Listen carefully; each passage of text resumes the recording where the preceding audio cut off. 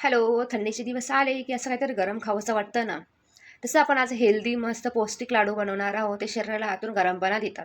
चला तर आज आपण बनवूया लाडू. त्यासाठी घेतलेले आहे 2 वाट्या शेंगदाणे, अर्धी वाटी गूळ, 1 वाटी खोबरं बारीक चिरून घ्यायचं आहे, 1 वाटी खजूर, 1 वाटी बदाम आणि 3 ते 4 विलायची.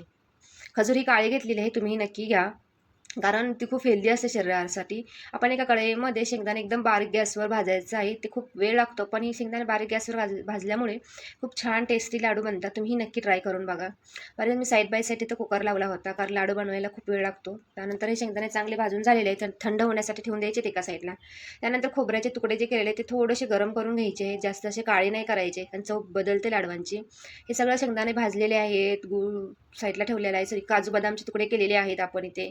शेंगदाणे मिक्सरमधून थोडे थोडे बारीक करून घ्यायचे आहेत. त्यानंतर खोबरंही बारीक करून घ्यायचं आहे आणि खजूरही बारीक करून घ्यायचे आहे. ते बारीक करून झालेलं एका पातेल्यामध्ये मिक्स पूर्ण सारण आपल्याला काढायचं आहे. त्यामध्ये गूळ थोडासा बारीक करून घ्यायचा आहे. या सारणासोबत विलायची टाकायची आहे. छान असे नंतर तूप टाकायचं आहे. ड्रायफ्रूट सगळे तुपामध्ये भाजून घ्यायचे आहे. त्यानंतर लाडू वळायचे आहेत. मी ते शूट करायला विसरले. असे आपले छानसे ड्रायफ्रूटचे लाडू तयार होतात. तुम्ही नक्की करून बघा आणि आवडल्यास माझ्या चॅनलला लाईक, शेअर आणि सबस्क्राईब करायला विसरू नका.